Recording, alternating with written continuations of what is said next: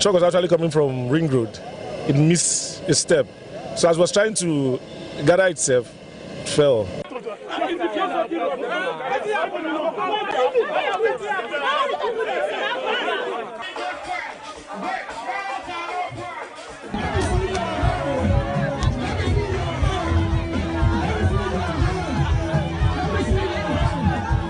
What we are witnessing these days, it is something we can no longer understand. They should stop telling us and promising us all those promises are fake, giving us this set of promises are fake. We don't want it anymore.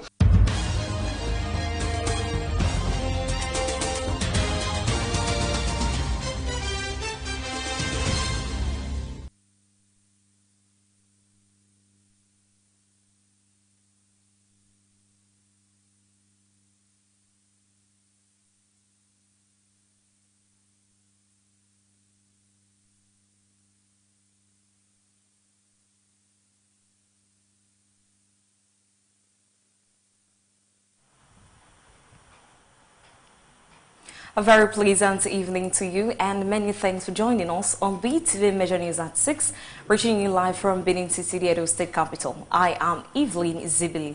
Now the news in details. Students, teachers and management of Army Day Junior and Senior Secondary School, Ekenwan, Benin City, have commended Edo State Governor Senator Monday Okpebholo for the comprehensive renovation and remodeling of the school. The principals of the junior and senior secondary schools, speaking separately with newsmen, described the intervention as timely and life-changing, noting that the school was previously in a deplorable condition before the governor's intervention. Beetv News Temitope Oluwafemi has details. Came to school on Monday. We were surprised at what we saw, and that was how this project started. According to the junior secondary school principal, Ituan Omokpai Ogbedo, the classrooms were dilapidated, roofs leaking, and learning conditions unsafe for students and teachers alike. She said they had to merge students in a classroom and it was a pathetic situation. But that things have changed, Governor Okpebholo has transformed the school. The senior secondary school principal, Mrs. Joy Osakwe, also recalled that the school had suffered years of neglect with broken furniture, cracked walls, and inadequate facilities. She described Governor Okpebholo's action as a clear demonstration of his administration's commitment to education. Both principals noted that the newly remodeled classrooms, improved infrastructure, and conducive learning environment have boosted staff morale and students' enthusiasm for learning. I saw students sitting on the floor, sitting on the window. There were not enough classrooms. You see, we had to put all the students in the classroom that we had. It was a pathetic situation. Though before the construction was started, the population was close to 700. We were managing just 4 classrooms away, using the hall. We demarcated the hall. When one teacher is teaching in one of the class, the other class will be disturbing. It was not an easy task for us. The governor gave us 10 classrooms, gave us administrative block, gave us new toilets, fenced the school around, gave us walkway. So many things. The governor has done so much for us, and he rescued us. God used it to rescue us. Our students are comfortable now. The teachers, their work is moving on well, and they have told me that the students assimilate more, that they enjoy teaching now. The students are happy. The students, they are grateful to the governor. Some students of the junior and senior secondary schools also expressed gratitude to the governor, describing the renovation as a dream come true. The head girl of the senior secondary school, Sharon Usayende, said the new learning environment has made school more enjoyable and has increased their motivation to study harder. She praised Governor Okpebholo for prioritizing education. The previous appearance of my school before this great change was really disappointing and discouraging to education.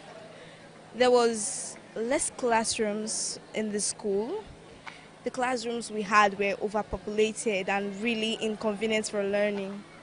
We had less teachers, no library, there was nothing that had to do with lab or libraries. The school was really disappointing back then. I want to say a very big thank you to the governor and other staffs involved in this big change of the school. I feel very happy and grateful. I want to say a very big thank you to our dear governor, Senator Monday Okpebholo, for the good work that he's doing for the school and for the renovation going on. The school is now more comfortable and conducive for learning. Feel good about the school compound, everything, the good work that is going on, and I pray that may the Almighty God bless and keep his family. Governor Okpayolo's renovation of Army Day Secondary School Ekenwa is part of his administration's broader agenda to improve educational infrastructure and ensure a safe, conducive learning environment for students across Edo State. Temitope Oluwafemi reporting for BTV News.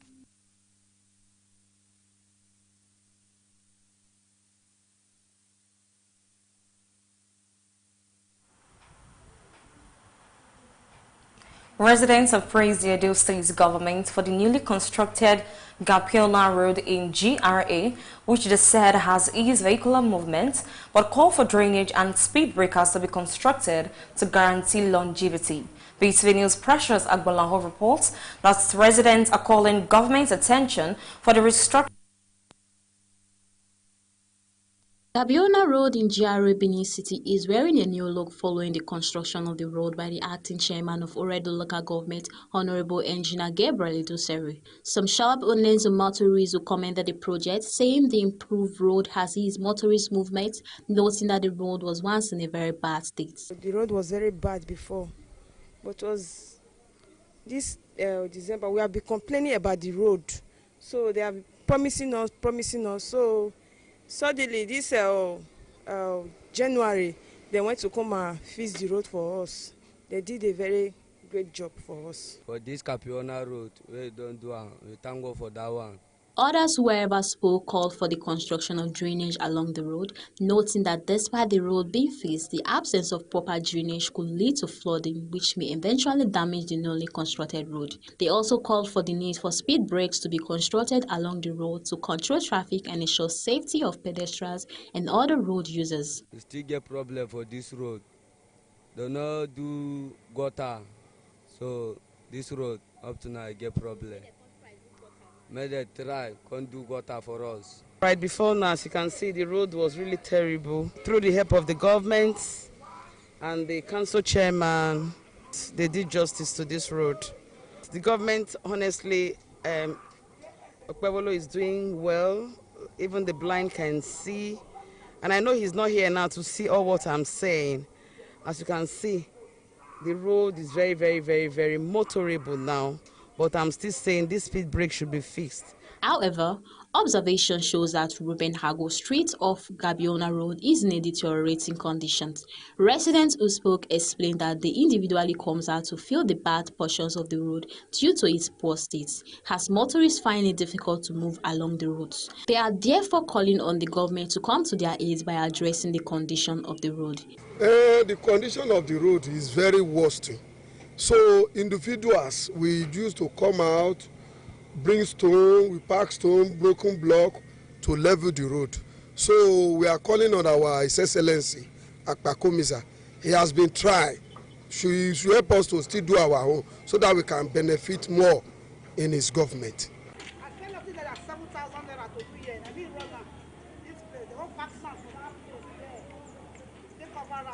They stated that although Gabiona Road has been fixed, there is a need for Ruben Hago Street to also be constructed to improve movement and ease the challenges faced by the residents and motorists in the area. Precious Agbolaho reporting for BTV News.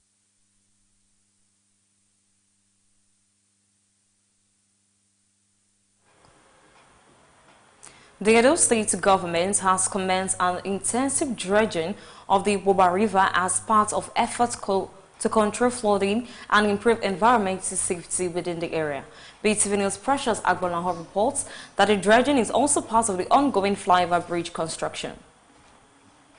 A visit to Ikpoba River shows that dredging activities is currently ongoing as part of efforts by the Edo State government to address flooding and erosion challenge in the area. Speaking with BTV News, one of the workers explained that the dredging exercise is aimed at deepening and widening the river to allow free flow of water. According to him, the project will help channel erosions and flood waters from nearby residential areas into the river, thereby reducing the risk of flooding and damage to properties during the rainy season. Then dredging the Ikpoba River is to help to reduce places where there is water.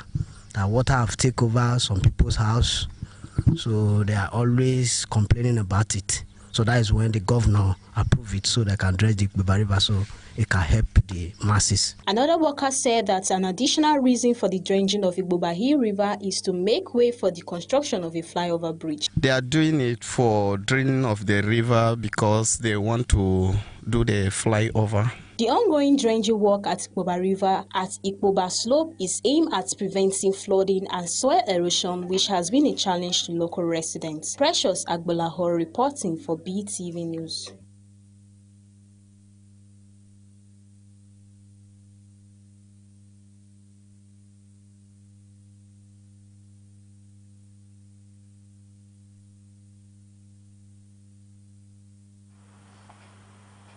The African Democratic Congress, ADC, has announced the formation of its 50-member Wise Men and Women Policy and Manifesto Committee following approval by the party's National Working Committee, NWC. The report.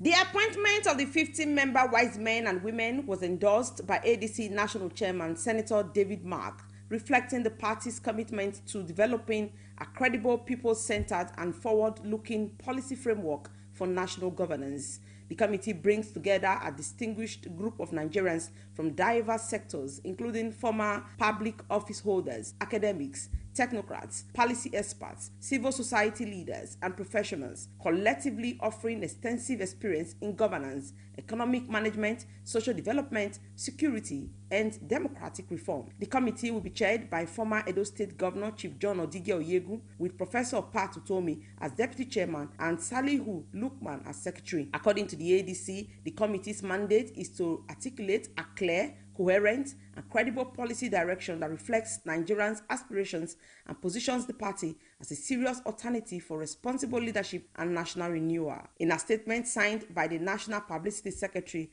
Bolaji Abdullahi, the party listed Chief John Odige Oyegu as chairman, Professor Pat Utomi, deputy chairman, Salihu Lukman, secretary, Senator Bassi as member, Senator J.J. Akpan, Udo Udore as member, Ambassador Abiye Mohammed, member, His Excellency Simio Achuba, member, Professor Ibrahim Gaba, member, Bala Usman, member, Bulus Bello Zaiki Pico, member, Ose Aneni, member, Dr. Nicholas Umshilaza, member, Dr. David Olufo, member, Dr. Oke Ezegwe, member, Dr. Mohammed Jibrin Yusufari as member. Others are Joe Adi Gani, member, Professor Jude Ujoku, member, Miss Yemi Ademolekun as member, Professor Anthony Kila, member, as well as Ukovo Toyu, member, amongst others. The committee's formal inauguration is scheduled for Monday, February 2, 2026 at 12 noon at the conference hall of the ADC Secretariat, Abuja. Best Orator reporting for Beetv News.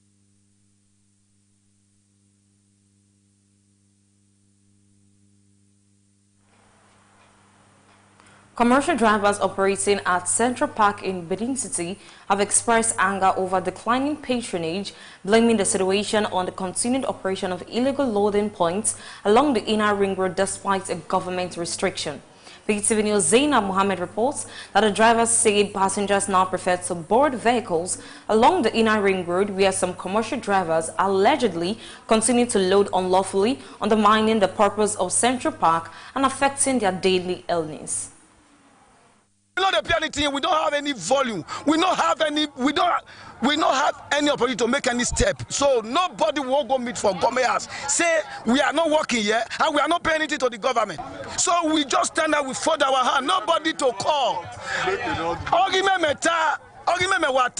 This one we are just folding our hand here. We are just here. Nobody to hold. Nobody to cry to. Central Park, which was created to serve as the official loading point of passengers for commercial vehicles with the aim of clearing the inner ring road, reducing traffic congestions and improving the outlook of Benin City, has now been largely neglected as poor enforcement of existing regulations has allowed illegal roadside loading to thrive, undermining the purpose for which the park was established. The commercial drivers allege that despite the government restrictions on roadside loading, some drivers still load and drop passengers along the inner ring roads. According to them, this has resulted in unfair competition as drivers who comply with government directives and load from Central Park struggle with low patronage, making only 1 or 2 trips daily, while those operating illegally continue unhindered. All those people they put they take charge of those tasks, they compromise the job because those one they run parity. We just here. For camouflage, if you two run out two highs, if we go 2 trips, we do go celebrate. Say, oh, yes, don't work for the day. That's just the thing.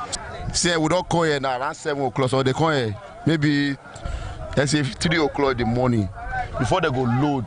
Before we go load now, see all this one now they don't call here now. It's around 8 o'clock. Before now, wait till be the time now, almost 2. Me now where I call now, maybe I just come for somewhere now. Reach here around 2 o'clock before me go load. Now maybe it's 7 o'clock. I don't know if we load again. So once you don't load the once in the morning, also don't feel load again. Only 1 trip they go for here, we don't feel they no work. So everybody now is signing go. Even if they come for in the morning like this, no go see single passenger. We know they get customer sake of inside ring road vehicle. As I'm even coming from Iguadolo first, I see Iguadolo. Now 2 passengers now see carry come. The rest of you want me to see inside ring road. The so-called task force. The vigilante, the MOT, and the ESMA is a combined team. They work together, so they have their patrol vehicle. If you are not settling them, you are not giving them money. The moment you enter the siding road, you want to discharge, they will hold you. Some of the drivers lamented that their income has dropped drastically, saying they now spend long hours at the park without passengers, while illegal operators along the ring road load freely. They appeal to the Edo State government to urgently intervene by strengthening enforcement, sanctioning corrupt officials, and ensuring that all commercial drivers operate strictly from approved motor parks. I'll be here this morning now. I have not loaded once. Should be after 2 hours. I have not loaded once. If I should be able to manage and load this one, finish for the day. If I come back, I will not load again. Do you understand me? So we are begging the government to come and help us to stop inside ring road. So those of us that are loyal to the government will come inside the Central Park.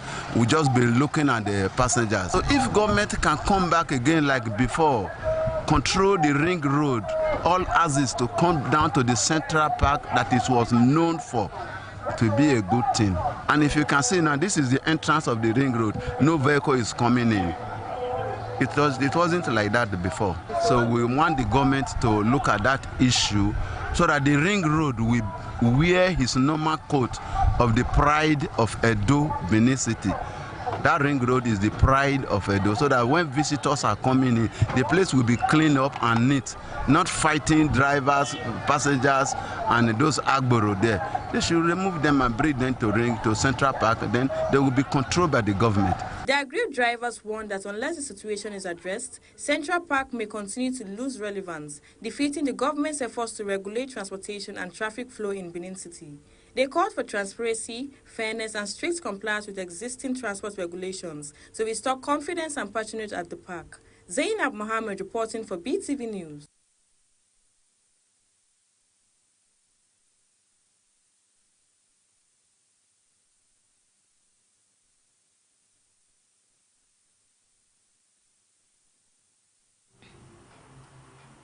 Amid persistent poor electricity supply in Benin City, residents have increasingly turned to solar energy as an alternative means of power supply, describing it as a cleaner, more reliable and dependable source of energy.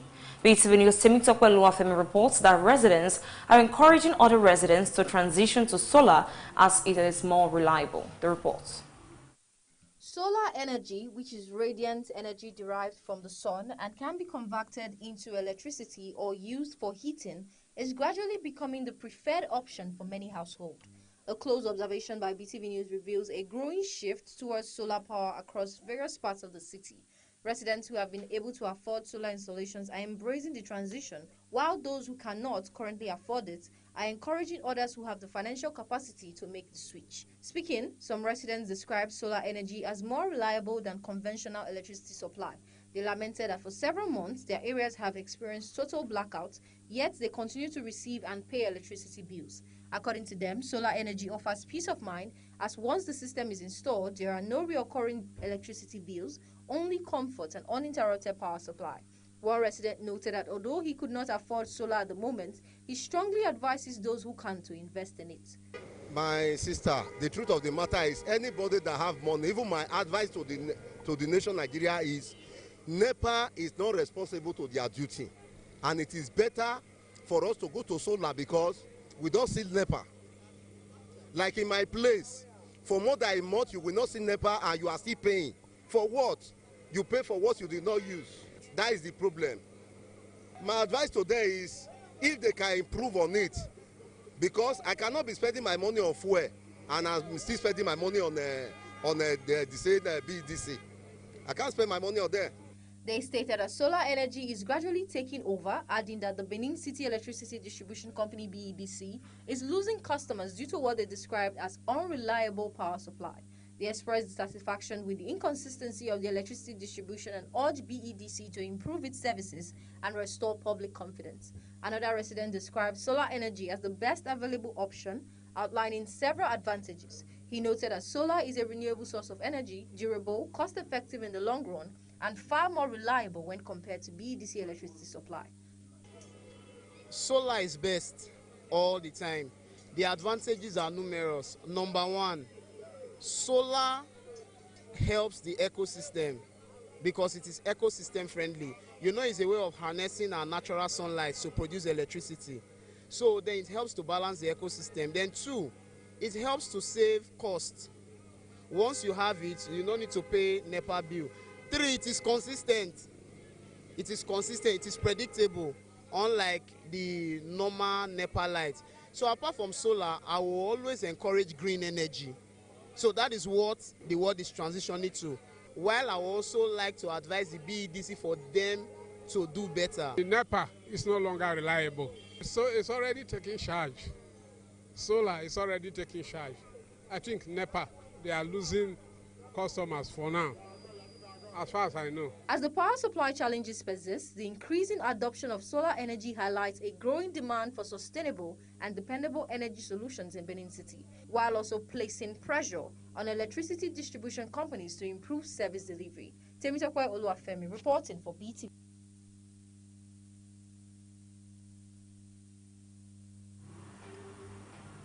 Residents are calling on the government to cover the open gutters and construct high slabs along the Benin-Ugbawa-Lagos Road owing to frequent accidents and disruptions caused by vehicles crashing into the gutters. Beetv News' Kate Oworiadowo reports that road accidents is now frequent due to the uncovered drain. The report is presented by Zainab Mohammed. A vehicle veered off the main road and plunged into an open drainage system along the Ugbawa-Lagos Road on Wednesday night. While no fatalities were recorded, the accident resulted in multiple injuries and significant property damage. Residents are reacting to the frequent accidents on Ugbawa Highway, stating that such incidents occur with alarming regularity almost on a weekly basis. They know that travelers from other states are victims to these accidents with trailers, commercial buses and private vehicles often veering off the road and into the open gutters on both sides of the road. Most times in the morning when we come, we usually see cars inside the gutters. So I just feel this place, they really need to work on it because so many cars used to fall inside. Like people that are traveling from other states coming into Benin and maybe passing to other states, they usually fall in because they don't really know how it is, the road is demarcated. So I feel the government needs to work on it. Trailers, buses, personal vehicles do fall inside. Residents explains that a warning sign had previously been erected to alert motorists to the risks. However, it was apparently knocked down by a vehicle that suffered the same danger, leaving the area without visible warning signs. They are appealing to the government to address the situation by covering the gutters and erecting high concrete slabs or barriers that are clearly visible to motorists. They stress that the area, being a student-populated zone, poses a heightened risk to young pedestrians and commuters. Signboard or something. So a car ran into that signboard, something like to show you that there's a pit, like a gutter here, but a car ran into the signpost and then ran inside the gutter. So I feel they should like increase the slab or just cover it, like make it high a bit so that when somebody's coming from afar, you can be able to see that there is something in this road. Something like they should do something very visible here to pave way for the vehicles to. My only advice for driver is that they should be cautious of their life. and the passenger they are carrying, and maybe any person in their vehicle will get.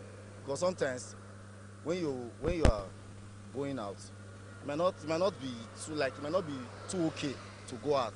You just have to relax. Locals have advised drivers to exercise caution and reduce their speed when driving along the Ubawa Road to prevent further accidents and property loss, emphasizing the importance of prioritizing safety in the area.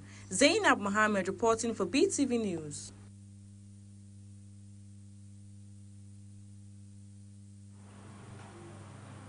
Residents of Benin City have highlighted the need for proper maintenance of tourist centers across the Edo State capital.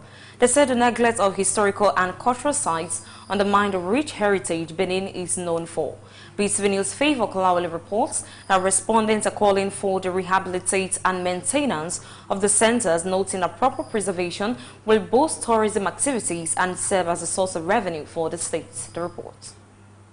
Benin City, the capital of Edo State, is widely regarded as one of Nigeria's foremost cultural and historical destinations, renowned for its rich traditions, ancient artifacts, monuments, and royal heritage. However, residents have highlighted the need for action on the maintenance of several tourist centers across the city. Many residents who are conversant with the rich Benin heritage said that Benin is globally known for its historic traditions, culture, ancient moats, royal artifacts, and monuments which serve as symbol of the Benin Kingdom's legacy. They noted that neglect of these sites threatens the preservation of the city's cultural identity and history. Tourist center where people can come in, even outside Nigeria, people can come in, like we going visiting other tourist centers. Like you have the one at River State, you understand, like Kanji Dam and the rest. So that's how it's supposed to be, if it is maintained. But the truth is, some of us, we don't want to channel the resources to that, because we don't look at it as if it's a revenue thing. You understand, where we can make money. But if they put the real people who understand what it is. Residents also pointed out that some historic sites, particularly the ancient Benin moat, have been left in a poor state. According to them, sections of the moat have now become hideouts for scavengers, while others have been converted into refuse dump sites. They described the situation as a serious neglect of an important historical landmark that once symbolized the ingenuity and defensive strength of the Benin Kingdom. Residents therefore called on the Edo State government and relevant tourist agencies to prioritize the restoration and regular maintenance of the tourist centers in Benin City. Our moat is supposed to be our heritage, the UNESCO site. But today, what we are seeing is appalling. It's appalling because when you go there, you see debris and all are being occupied. You see the scavengers that have occupied our moat. We expect that something should be done to protect this moat, because this moat have been our source of our cultural heritage from our forefathers. Let the government take control over this moat. Let them put somebody that will be taking over the moat. And the museum, I've seen it many times, it's not taking off. Let the government try. I know the government is trying. Everybody is trying, but let them put more effort. They said that sustaining Benin's cultural heritage through proper maintenance of its tourist centers is essential, not only for preserving history and tradition, but also for boosting tourism, attracting investors, and strengthening the state's internal generated revenue. Residents stress that if urgent steps are not taken to restore and protect the moats, the state risks losing a vital part of its cultural heritage. Favor Kolawole reporting for BTV News.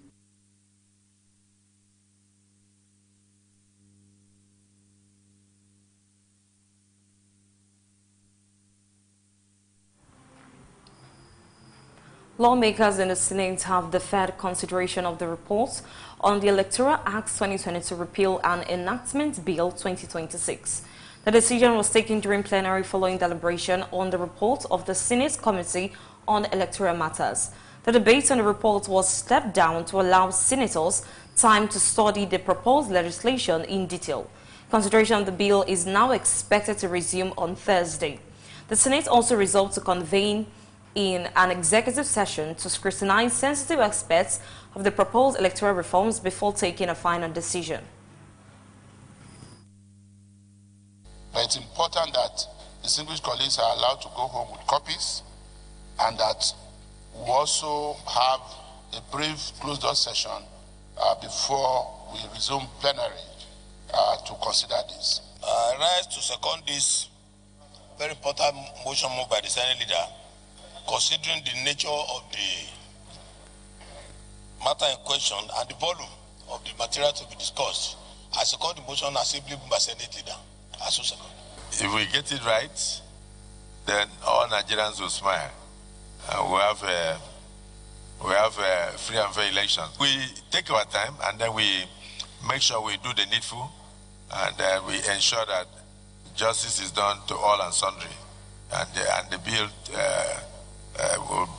will save the interests of Nigeria.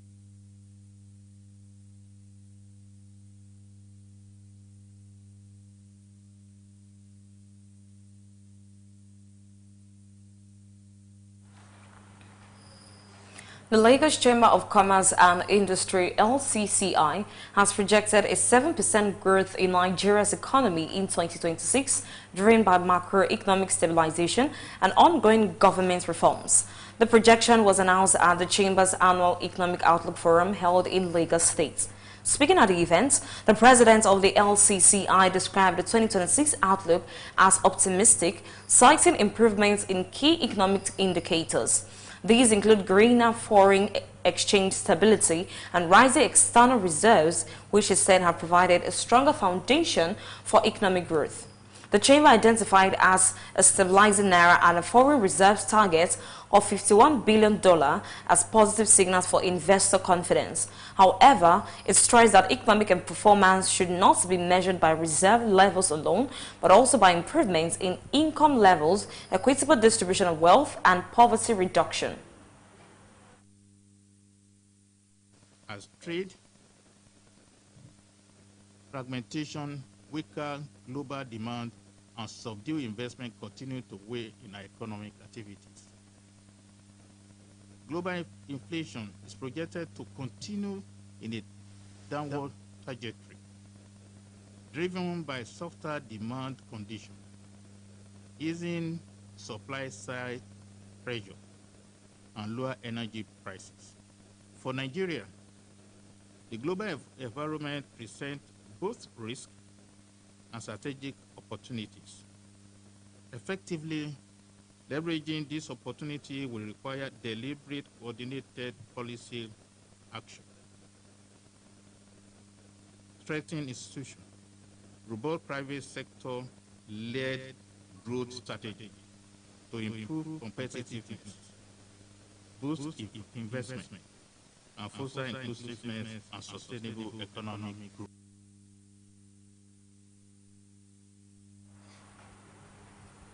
The Institute for Peace and Conflict Resolution has urged key stakeholders to move beyond diagnosing security challenges and begin implementing practical solutions to strengthen Nigeria's role as a stabilizing force in Africa. The report. Nigeria, Africa's most populous nation and a leading contributor to regional peacekeeping and mediation efforts, has been at the forefront of initiatives under ECOWAS, the African Union, and the United Nations to address conflict and promote stability. Despite these efforts, the country continues to face security challenges, including insurgency, communal clashes, and transnational crime, which have implications for both regional and global security. A recent forum provided a platform for peacemakers, researchers, and practitioners to review current peace and security strategies. Participants discussed practical steps for translating policy recommendations into effective actions. The forum highlighted Nigeria's aspiration to consolidate its leadership role as a stabilizing force in Africa and a responsible actor in the international community. Strategies discussed aim to strengthen the country's contribution to regional peace and security. When we say stability, stability doesn't mean that you don't have crisis or you don't have violence, but the capacity of the Nigerian state to manage what we've been managing. I think that is highly commendable, that is salutary. You can see the enormous investment in terms of the cooperation that we are having with our different partners, to make sure that we take off insurgency, banditry, and all that from our space. So nobody should be above the law, right? If we all understand what we should be doing and do it according to the law, then nobody will feel cheated. The level of injustice will reduce, and people will now have a stake in the country, and they can give their lives happily for the country. Participants expressed optimism that with coordinated action and strong political will, Nigeria can strengthen international stability and continue to play its leadership role as a pillar of peace and security in Africa and a responsible member of the global community. Temitope Oluwafemi reporting for Beetv News.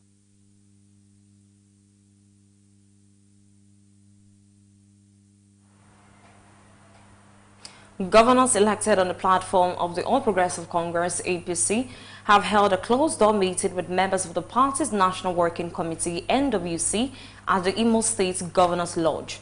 The meeting brought together APC governors and top party officials to review party affairs at both states and national levels. The discussion focused on strengthening internal party processes and aligning strategies ahead of upcoming political activities. Key issues reviewed included preparation forward and local governments' congresses, as well as plans for the party's national convention.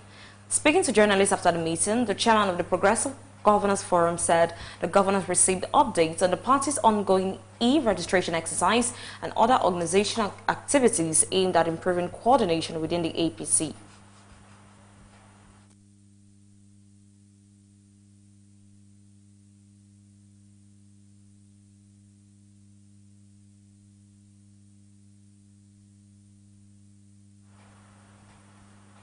The chairman of SIBA African Group, Oji Uzokalu, and the chairman of China's GC Group, Zukongshan, has signed a new energy industrial framework cooperation agreement in Dubai. The deal covers energy system development, lithium resource exploitation, and full industrial chain collaboration, marking a significant step in China-Nigeria practical cooperation and GC Group's Belt and Road strategy. The partnership will benefit Nigeria by leveraging GC's 2 decades of experience in oil, gas, and green energy across Africa. It targets next-generation power system, including gas, wind, solar, hydro, and grid upgrades, aligning with Nigeria's presidential power initiative to advance intelligent energy management. The agreement also promotes lithium development, with GC Group supporting local processing and constructing a lithium carbonate facility in Abia State, creating a complete lithium industry chain to drive Nigeria's energy transition and global exports.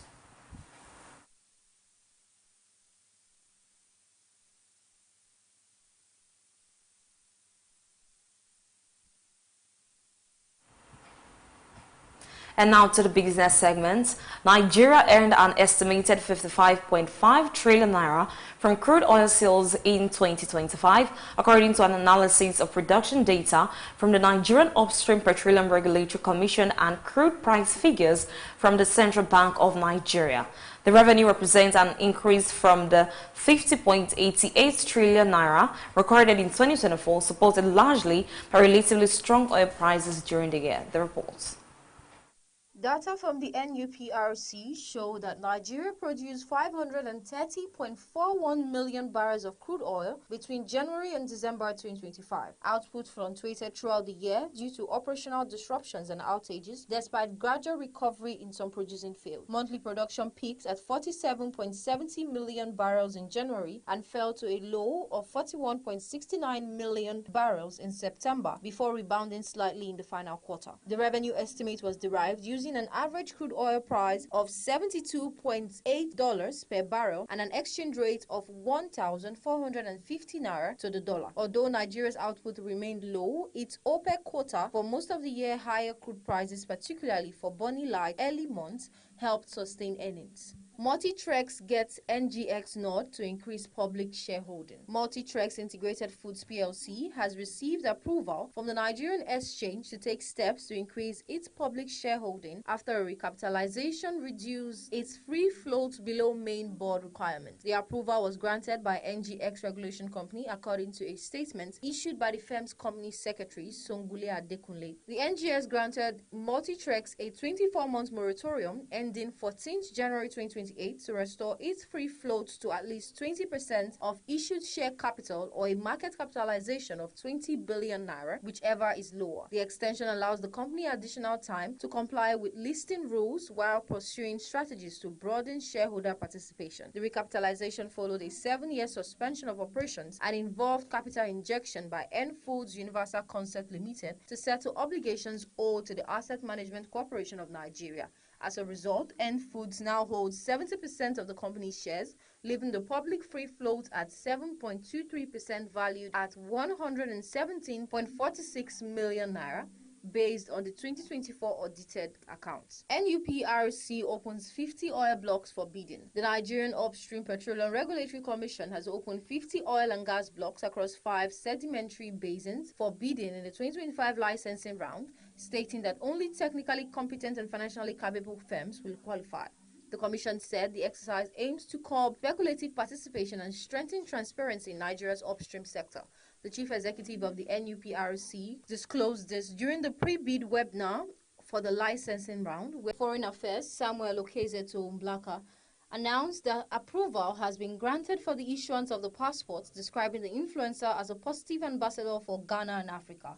The decision followed confirmation of Aisho Speed's Ghanaian heritage after he disclosed during a live stream that his mother is Ghanaian. Aisho Speed, who has over 50 million YouTube subscribers, received widespread attention during the tour for showcasing African cultures and cities. However, the passport decision has drawn mixed reactions in Ghana, with supporters praising the move as recognition of his impact, while critics question the implications of the value of Ghanaian citizenship. Man passes out of NYSC after 2 years and shares his story. A Nigerian man has shared his experience of completing the National Youth Service Corps NYSC program after a 2-year delay. Identified on X as Master Wave, he said he was first mobilized for the scheme on November 1st, 2023 and completed orientation camp later that month. His service was interrupted in February 2024 when he absconded to attend law school. After completing the program, he returned in November 2024 to resume NYSC, but was informed that regulations required him to restart the service year entirely. He was subsequently remobilized with approval granted in January 2025, allowing him to officially recommence the program. The man shared his story while reflecting on finally passing out of the compulsory national service. Doctors say I have only weeks left to live, singer Ray J. American singer and television personality Ray J has disclosed that his health has deteriorated significantly following a recent hospital stay. In a video shared online, the 44-year-old said doctors warned he may have only weeks to live, raising doubts about whether he will survive beyond the near future. He attributed his condition to years of heavy drinking and excessive partying, stating that doctors informed him his heart is functioning at about 25% capacity. Ray J said the condition has left him weak and constantly unwell, describing the situation as frightening and uncertain. The revelation follows a recent hospitalization in Las Vegas, where he was treated for severe pneumonia and heart-related complications. Ray J said he is considering alternative treatment options abroad, while thanking his parents and sister Brandy for their support as fans continue to express concern and encouragement online. Temitope Oluwafemi reporting for BTV News.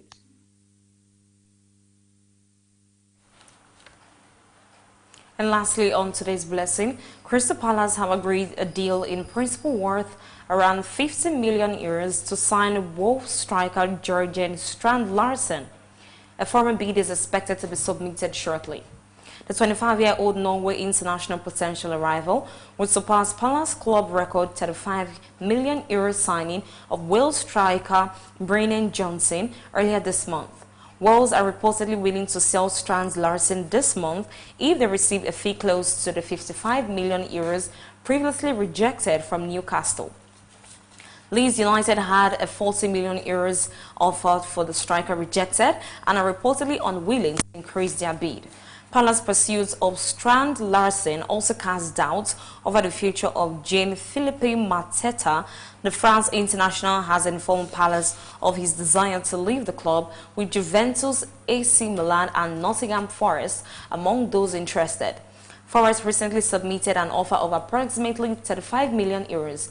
Mateta is understood to want Champions League football, though a move to Forest is seen as financially attractive.